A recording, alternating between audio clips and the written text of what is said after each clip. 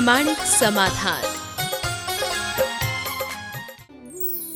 नमोस्तु गुरुवर। मंदिर में कार्य करने वाले मालियों को वेतन देने की अपेक्षा क्या उनको मंदिरों में चढ़ने वाले द्रव्य को वेतन की मद में देना उचित है? देखिए, बहुत गंभीर मुद्दा है और पिछले 4 वर्षों से मैं लगातार इस संदर्भ में बोल रहा हूँ, पर उसके बाद भी पता नहीं हमारे समाज के लोगों को ये बात समझ में क्यों नहीं आ रही। पहले इस बात को समझिए कि मंदिर की द्रव्य सामग्री माली को देने का दुष्परिणाम क्या है। आप जो सामग्री मंदिर में चढ़ाते हैं, बाजार में वही सामग्री जाती है और लोग उसके साथ बिरयानी खाते हैं, अभक्ष्य चीजें खाते हैं। बताओ, अहिंसा के देवता के चरणों में चढ़ाई गई द्रव्य सामग्री के साथ कोई मांस मछली खाए, ये कितनी लज्जा की बात है और कितना बड़ा पाप है। अगर कदाचित वहां से बच भी गया तो चाट पकोड़ों में आपके पेट में आ जाता है। जितने भी बाजार में इडली डोसा वाले हैं वो सब वहीं बेचते हैं। अगर मालियों से आप पूछोगे तो अंतरंग वो यही बताएगा, कहीं ना कहीं तो कंजूम होगा। इसलिए मैंने कहा था कि ये चीज़ ठीक नहीं है और शास्त्रीय दृष्टि से भी उचित नहीं है। अगर आप माली को पूजन की द्रव्य सामग्री के मूल्य पर रखते हैं तो आपने निर्माल्य का मूल्य आंक लिया। कायदे से माली को पगार देनी चाहिए और मंदिर की चढ़ी सारी सामग्री को पशु पक्षियों के लिए, दीन दुखियों के लिए समर्पित कर देना चाहिए। कई मंदिरों में लोगों ने परिवर्तन किया, गौशालाओं में चावल आदि दिया, लौंग का काढ़ा पिला के गायों को खिलाया और बादाम वगैरह चिटक वगैरह तो तोते ऐसे फोड़ फोड़ के खाते कि मत पूछो। उदयपुर में तो प्रतिदिन 500-700 हजार तोते आते हैं, प्रतीक्षा करते हैं, सारी सामग्री उनको देते हैं। मंदिर में वही चीज़ चढ़ाइए जो पशु पक्षी के काम में आए, उनको खिलाइए, गौशालाओं में दीजिए, ये आपका कर्तव्य है। और मालियों को अच्छी तनख्वाह दीजिए, जितनी उनकी सर्विस है उसके हिसाब से। देखिए, एक मंदिर में एक माली के परिवार के 3-3, 4-4 लोग रहते हैं। ये कर्तव्य ट्रस्ट का है, समितियों का है, पंचायतों का है, क्योंकि पहले दोष के भागी वो होंगे और इसके साथ साथ जो पूजा अर्चा करते हैं उनका भी है, क्योंकि आपके द्वारा चढ़ाई गई सामग्री उधर जा रही है। इसलिए होना ये चाहिए कि कमेटियों को उनको देना चाहिए और इसके लिए अगर व्यवहार लगता है तो जो रोज़ पूजा करके पुण्य कमाते हैं 1000-500 रुपये की किस्त बांट लेनी चाहिए। अगर 50 आदमी पूजा करते हैं, अगर 500-500 रुपया भी महीने में देते हैं तो 25,000 हो जाता है। एक माली का पूरा परिवार 3-4 आदमी अगर उसके लगते हैं 15-20 हज़ार तो तनख्वाह उसकी होनी ही चाहिए जिससे उसका पेट भरे। ये करना चाहिए। और अभी चूँकि मंदिर में द्रव्य चढ़ ही नहीं रहा है, न के बराबर चल रहा है, तो आप लोगों को इसकी पहल करनी चाहिए। हर व्यक्ति को देखना चाहिए। मैं देखता हूँ अहिंसक जैन समाज हमारे माली के साथ तो चूँकि द्रव्य मिल जाता है माला माल हो जाता, पुजारियों का बहुत शोषण करती है। 500-700 हज़ार रुपये के तनखे में उसको रखते हैं। अरे वो तुम्हारा साधर्मी है, कर्म का मारा है कि भगवान की पूजा के एवज में उसको लेना पड़ रहा है। उसको वृत्ति लाभ देना चाहिए, तनख्वाह के रूप में नहीं। तो मैं ये देख करके हमारे समाज के समर्थ लोगों को सोचना चाहिए और कमेटियों को सोचना चाहिए, भैया ले तेरे बच्चे की पढ़ाई के, तेरे घर के खर्चे के लिए आप प्रकारांतर से उसको इतना सहयोग दे दें कि उसका स्वाभिमान भी सुरक्षित रहे और वो अपना निर्वाह कर सके। ये कार्य सारे देश में होना चाहिए। लोगों को इस पर गंभीरता से ध्यान देना। नमोस्तु गुरुवर। श्री जी के अभिषेकोपरांत मार्जन स्तुति में एक छंद है, गंगा की धारा पर्वत से गिरती है श्री जी के सिर पर, इसलिए जन जन के द्वारा पूजित है गंगा धारा। तो इसके अनुसार क्या किसी नदी को पूजित मानना चाहिए? देखिए, जैन आगम में गंगा का उल्लेख है। वर्तमान में जिसे हम गंगा के रूप में देखते हैं, जो हिमालय से निकली है, ये गंगा तो यद्यपि गंगा है और पवित्र नदी के रूप में जानी जाती है, पर जैनागम में एक दूसरी गंगा का उल्लेख है। वो गंगा हिमवान पर्वत से निकलती है और हिमवान पर्वत से निकलकर जब वह भरत क्षेत्र की ओर आती है तो एक गोमुख है। हिमवान पर्वत में पद्म तालाब है, पद्म तालाब से वो गंगा निकलती है और गोमुख के माध्यम से गंगा कुंड में गिरती है। उस गंगा कुंड में भगवान की अकृत्रिम प्रतिमा है। गंगा की धारा सीधे उस पर गिरती है और वो वहाँ प्रवाहित होती है, आगे बहती है। तो जो धारा गंगा भगवान पर गिरे वो गंधोदक की धारा बन गई। तो उस गंगा को गंधोदक की धारा बताई। ये गंगा यद्यपि उस रूप में नहीं है, पर हमें हर गंगा को पवित्र मानना चाहिए और उसमें अपवित्रता फैलाने का कृत्य नहीं करना चाहिए। जैन लोगों के यहाँ नदियों में स्नान का इसी वजह से निषेध है, क्योंकि उसमें हिंसा होगी। उसकी पवित्रता को बचाए रखना हमारा कर्तव्य है। आज जो जल प्रदूषण बढ़ रहा है उसकी तरफ हमें ध्यान देना जरूरी। नमोस्तु गुरुवर, क्या संसार में आत्माओं की संख्या निश्चित है? देखिए, निश्चित आत्माएं जो हैं जितनी हैं उतनी। अब आप पूछो कि कम और अधिक हो, तो कम अधिक होती हैं पर पता नहीं चलता, क्योंकि आत्माएं अनंत हैं और अनंत का गणित बड़ा विचित्र है। अनंत किसको बोलते हैं? जिसमें आय न हो और व्यय हो फिर भी ज्यों की तो बने रहे। आय ना हो, आमदनी ना हो, खर्चा हो फिर भी ज्यों का तो बना रहे, उसका नाम अनंत है। महाराज, ये कौन सा गणित है? जैसे भविष्यकाल, भविष्यकाल से हर समय निकल करके वर्तमान से होते हुए भूत के गर्भ में जा रहा है। भविष्य में हर समय व्यय है कि नहीं? पर भविष्य कभी बढ़ने वाला है क्या? एक समय भी भविष्य का बढ़ेगा क्या? नहीं बढ़ेगा ना। मैं आज आपसे पूछता हूँ, आज भविष्य काल कितना है? अनंत। कल पूछूंगा तो क्या जवाब होगा? अनंत। परसों पूछूंगा तो भी आपका यही जवाब होगा, और आज से अनंत काल बाद पूछूं तो भी वो अनंत ही रहेगा, है ना। बस यही अनंत का गणित है। इसलिए जीव राशि जितनी है वो उतनी ही। नमोस्तु गुरुवर, नारी स्वतंत्रता की परिभाषा क्या है? नारी स्वतंत्रता की परिभाषा है, नारी की स्वतंत्रता का मतलब यह है कि नारी को कमतर ना आंका जाए। नारी की योग्यता, क्षमता और प्रतिभा को निखरने दिया जाए। उसे किसी तरह से हीन या कमतर ना आंका जाए। लेकिन नारी स्वतंत्रता का मतलब ये नहीं कि नारियां नर बन जाए।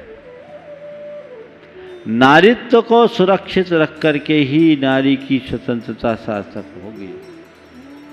स्वतंत्रता की आड़ में यदि नारीत्व खंडित होगा तो ये पूरी नारी जाति की अस्मिता के लिए संकट बन जाएगा।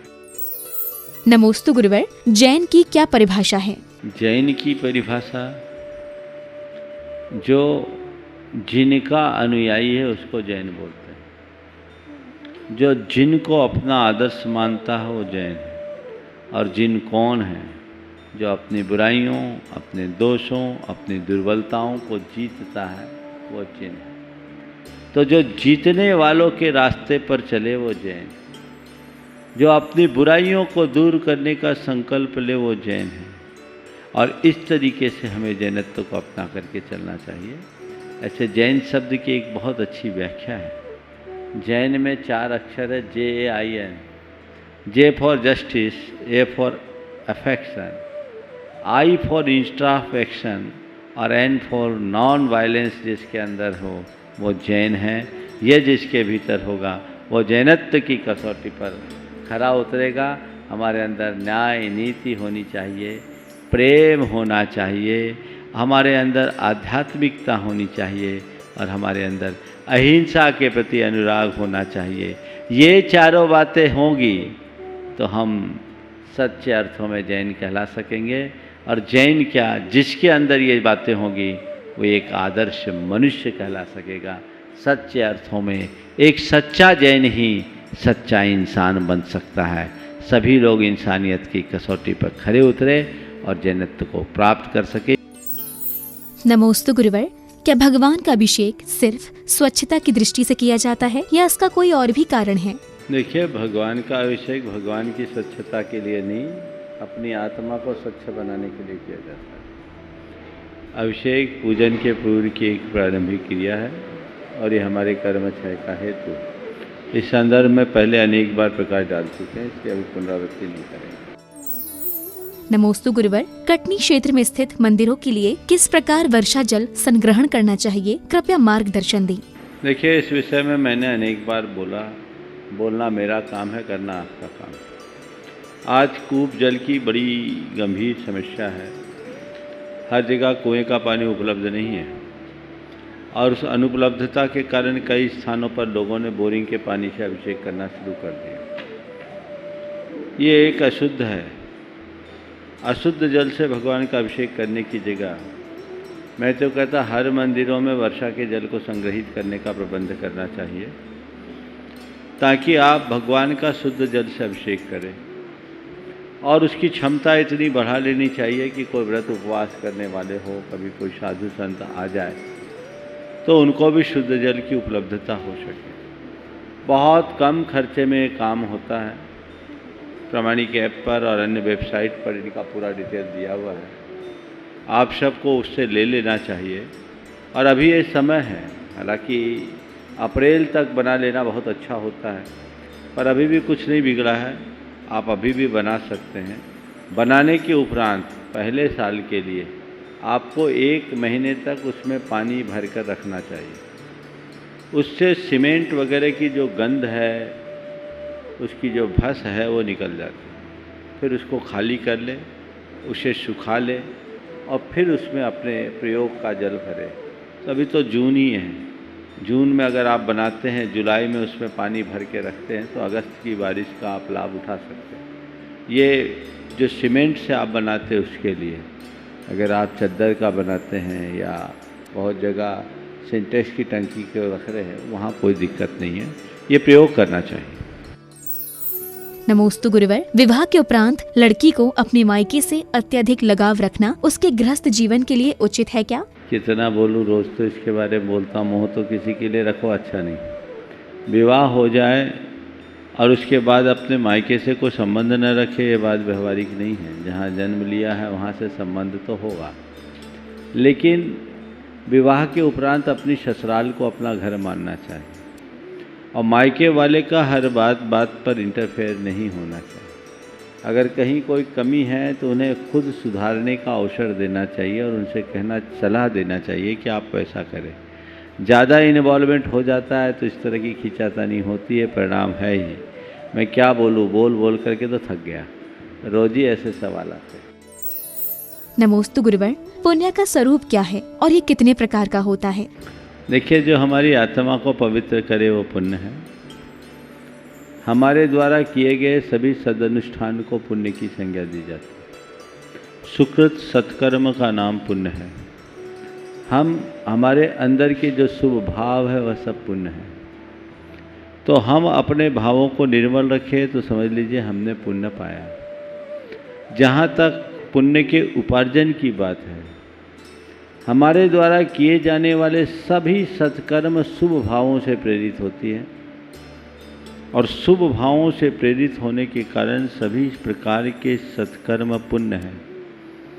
अब किस में कितना पुण्य है इसका कोई मानदंड निर्धारित नहीं किया जा सकता। जिस समय जो जितना प्रासंगिक है उस समय उसके लिए किए जाने वाले कार्य से उतना अधिक पुण्य मिलता है।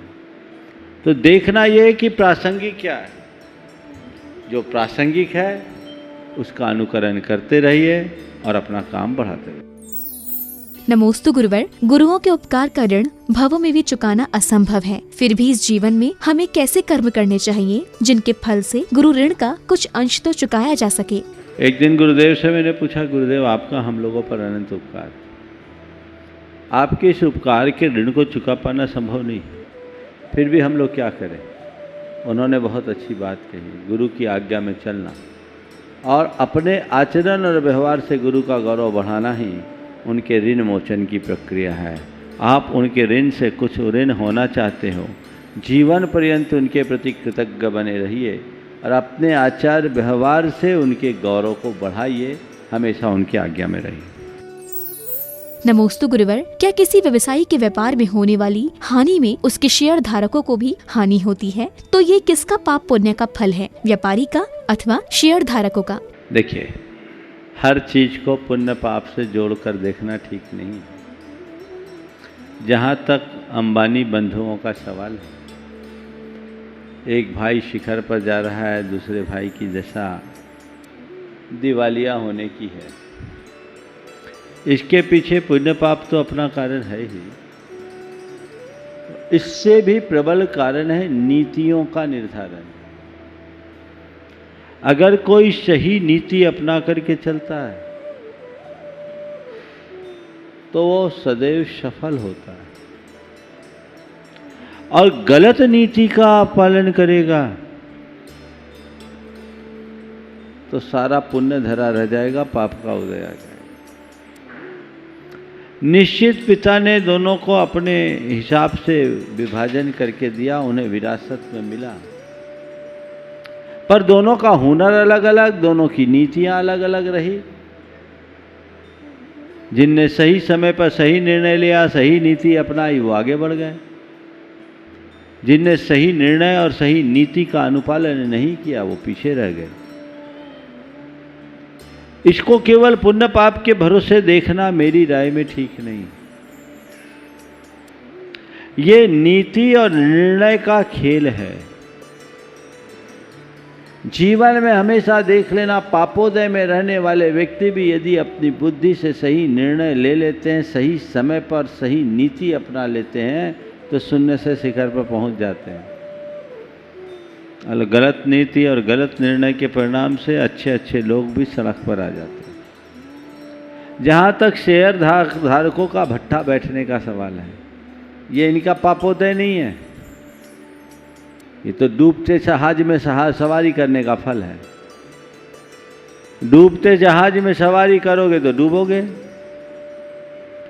और तुमने उसकी कंपनी में निवेश किया, यानी प्रकारांतर से उसके व्यापार में हिस्सेदार बने, उस व्यक्ति के व्यापार में हिस्सेदार बने जिसकी नीतियां अनुकूल नहीं रही, जिसके निर्णय सही नहीं रहे। समय का चक्र भी कुछ अर्थों में माना जा सकता है। तो आपने जहां निवेश किया, जैसी नीति अपनाए, उसका पालन आपने किया। बहुत से ऐसे भी निवेशक होंगे जिनका इधर भी निवेश हुआ होगा और दूसरी कंपनियों में भी निवेश हुआ होगा। दूसरी कंपनी में यानी सही जगह बढ़ गया, गलत जगह घट गया, तो एक जगह पुण्य एक जगह पाप हो गया क्या? नीतियां बहुत काम करती है, इसलिए हर बात को केवल पुण्य और पाप से जोड़ना मेरी राय में ठीक बात नहीं है। पुण्य पाप अंतरंग कारण है। बहिरंग में देखो, लालच में तुम फंसे तो पाप करके तो पहले लगे। सही समझ रखे होते तो ऐसा नहीं होता। इस तरीके से सोचना चाहिए। प्रामाणिक समाधान।